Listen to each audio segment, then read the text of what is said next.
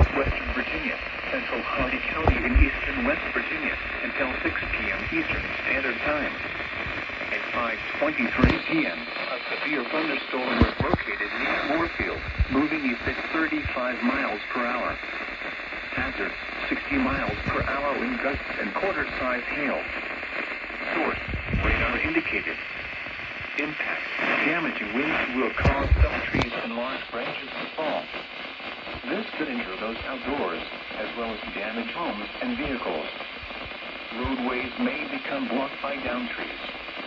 Localized power outages are possible. Unsecured light objects may become projectiles.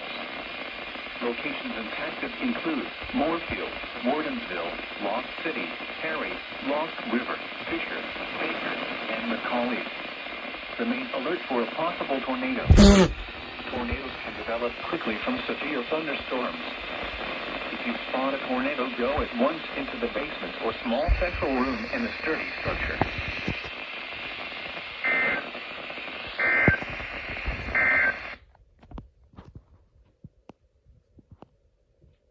Wow, holy sparkle smash!